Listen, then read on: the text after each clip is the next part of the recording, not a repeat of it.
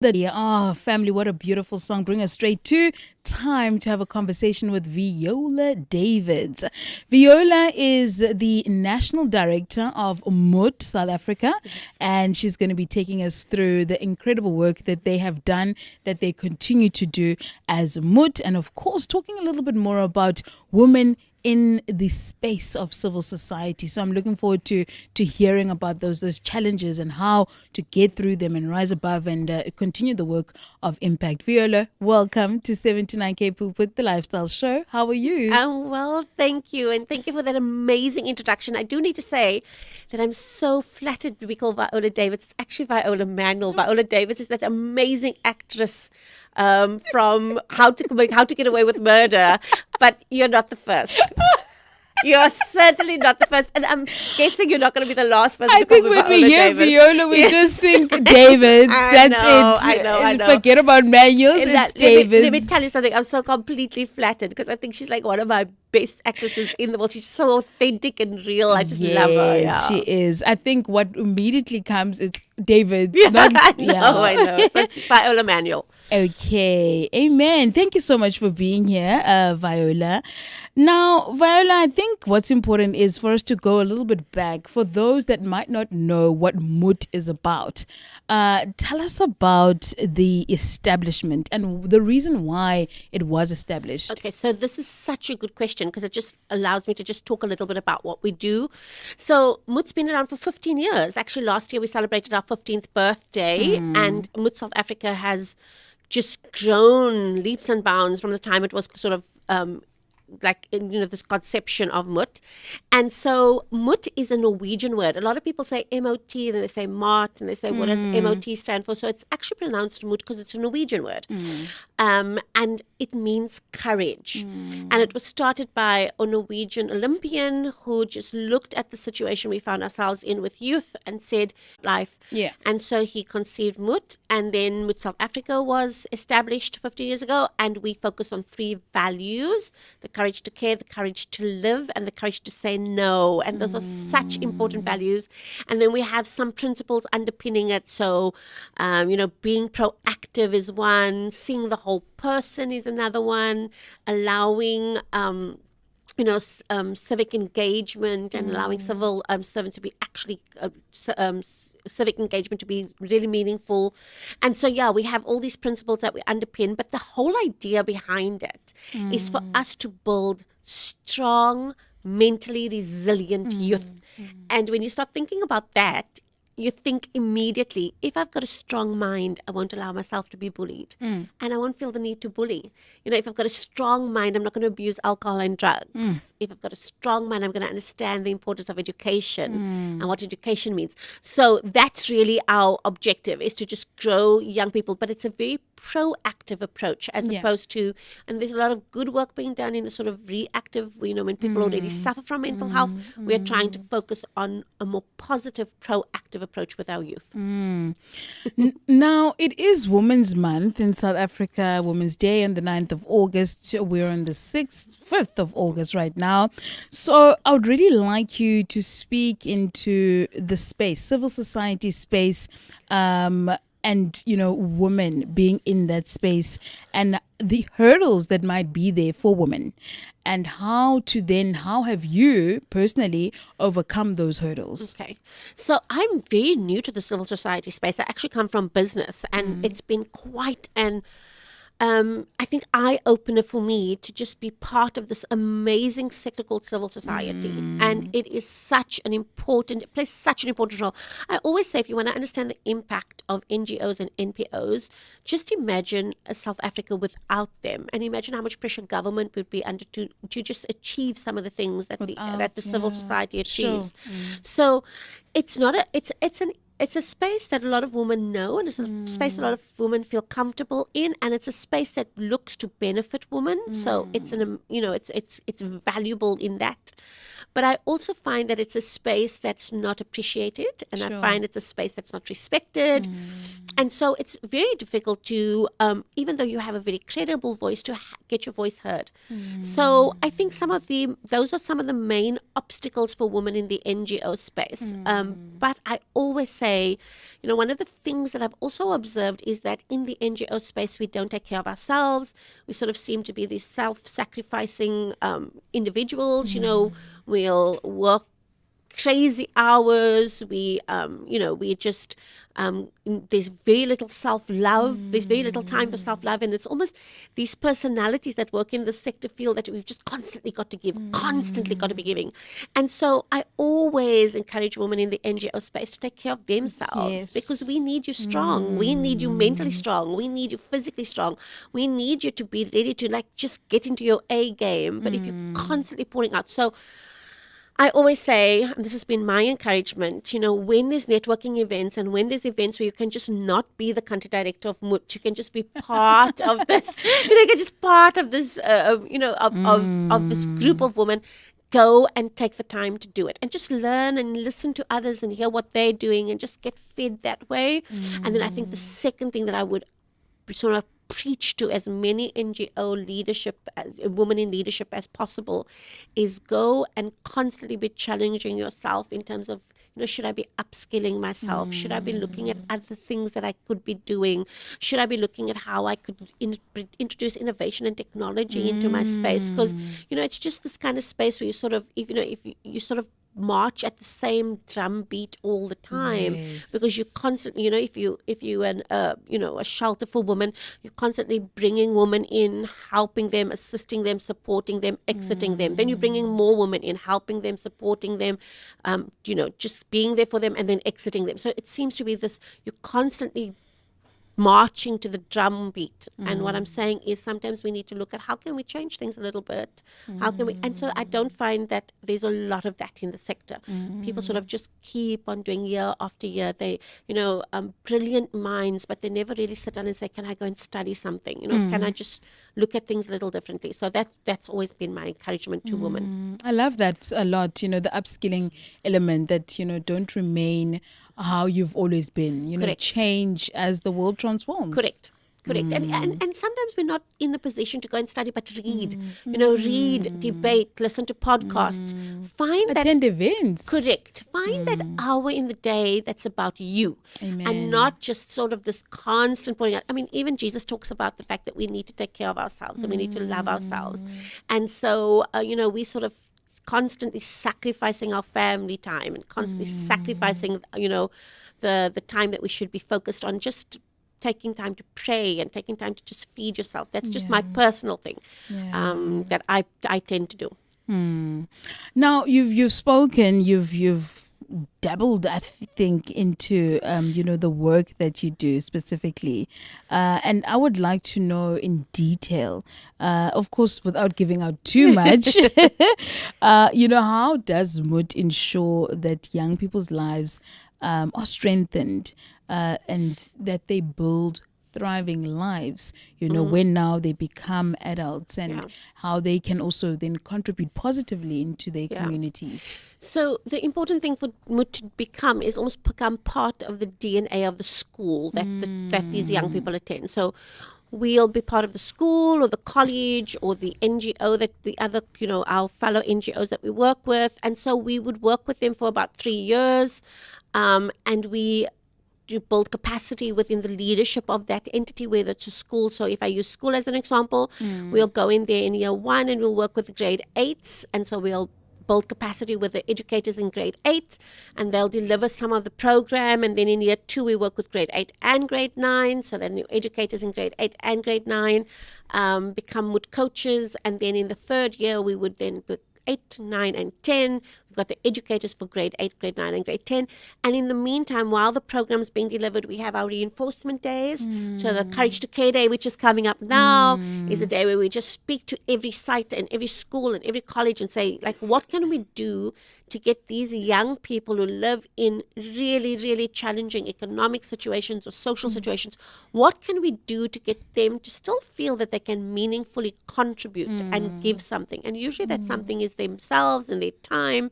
So Courage to Care Day is coming up, and we're very excited about that. Then we've got the Hello campaign that we launched at the beginning of the year, just teaching kids and encouraging kids to greet one another, greet that person coming down the road, just greet. It's just a full, I love that. Bring back the values. Bring back those values. And so that's a lot more about, that's just a little more detail about what we do. So while the kids are going through the sessions at school, we have the reinforcement days, and then after kids have finished the first 5 sessions, we look to take them on a leadership training camp, the top 5 to 10%. And what I love about this education camp or this leadership camp, it's not about the kids that are academically strong or about the kids who are the most popular. It's the 5% that really connect with these values. Oh, lovely. The courage to care, the courage to live, the courage to say no. And that's what I love about this program. Very often you have programs that focus on the children who are labeled the naughty children or the children who lack in discipline and so on. Or the program focuses on the academically strong kid.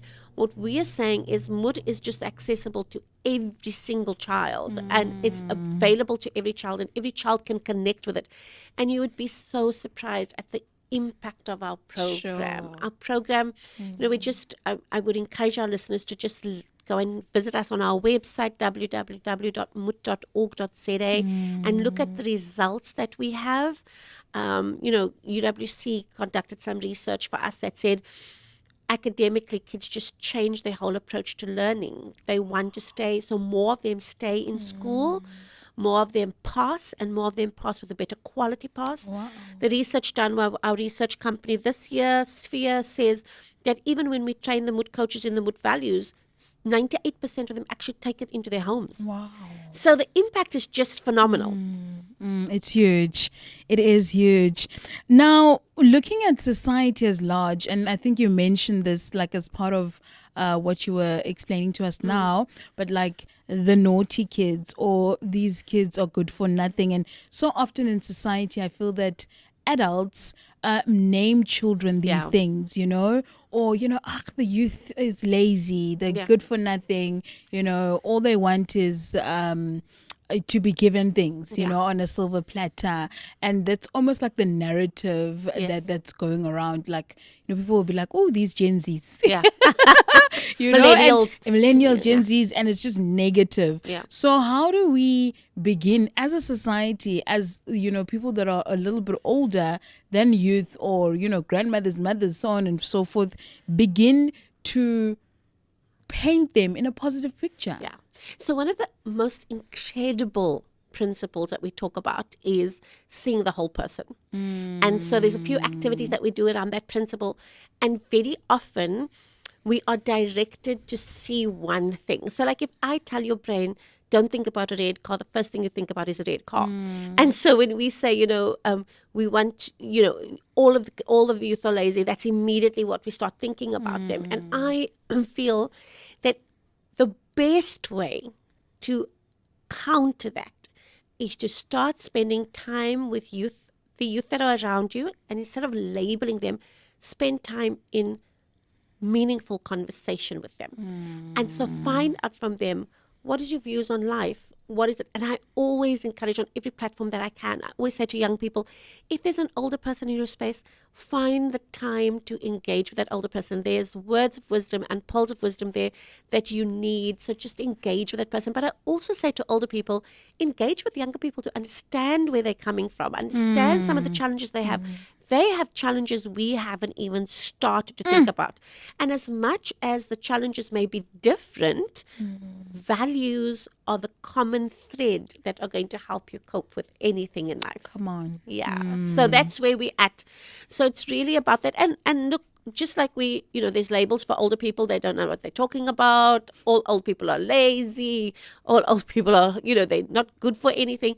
Every strata of society has got these labels, but we need to move away from the labels. And the only way to do that is to have meaningful conversations and start seeing the whole person. Correct.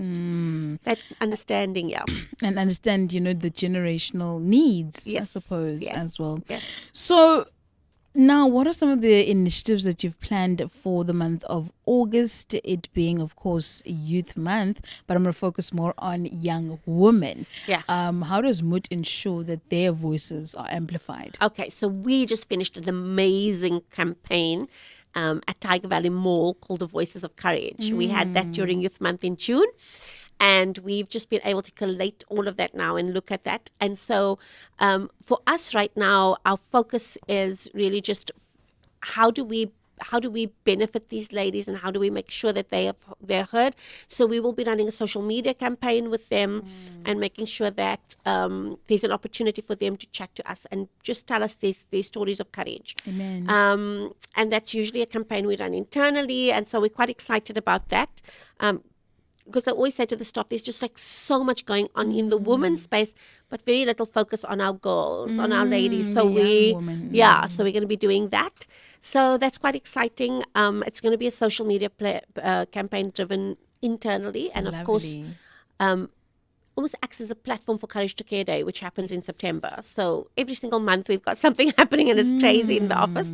But yeah, we're quite excited about it. And a little bit on Courage to Care. Yes, so Courage to Care Day. So one of our values is Courage to Care, and the other two are Courage to Live and Courage to Say No. And with Courage to Care Day, we are challenging all our sites. So every school that we have, every college campus, some of the NGOs that we work with, we're encouraging them to collect bottle tops, collect those bread tags, and collect bread bags. And what we're hoping to do is collect as much as we can, and the class that collects the most is going to be rewarded with pizza for the day. Oh, wow. But we are just encouraging everybody to collect as much as they can, and we'll then be working with another NGO and handing all of those collections to them, and then we'll be able to award a young person in need of a wheelchair. We'll be able to give them a wheelchair. Wow. Yeah, so it's something we're very, very passionate about, very excited about the fact that we are going to make such a change to somebody's life, and it's going to be a collective effort. And here's the thing, it's not something that requires a lot of money, doesn't require a lot of commitment. It's literally our young people walking around, seeing bottle tops on the floor, seeing bag tags, seeing bread bags, picking it up, bringing it from home, and just literally taking it to school. That is, in and of itself, just that intention to care for somebody else, and that intentional kindness. That's what we need to teach our young people. They're not getting that lesson. Everybody is saying very much what you said, I've got nothing, therefore I should just be expecting. We can't say that that's the attitude of youth. You have to see the overwhelming response we get at Courage to Care Day when we say to these kids who are in really dire circumstances. We're collecting pencils for kids at these schools that you find on farms where they literally have nothing, and kids from very poor backgrounds. I say, even if you donate a half a pencil, that's your contribution. So it's an exciting time for us to just give the young people an opportunity to give back. Not in a massive way that's going to cost them money or they have to go somewhere. It's literally pick up the bread bags and tags and bottle tops. And I think the intention also behind caring, your environment, your space, everything, it's all holistic. Absolutely. Absolutely. So it's caring for like you say, for the environment, it's caring for yourself, and it's caring for somebody who's in desperate need of a wheelchair that you are never going to possibly meet. You are never going to hear that person say thank you to you. It's just this kind of selfless caring, and empathy. That empathy that we need to create. Viola, I want to go on and on. I love this conversation so much. But thank you so much for joining us here at Radio K Pulpit. Really appreciate you. You're more like family now to us. But we'd like you to please share your contact details with the family. And how can people get involved if maybe they want to volunteer? Yes, I love the culture of volunteerism.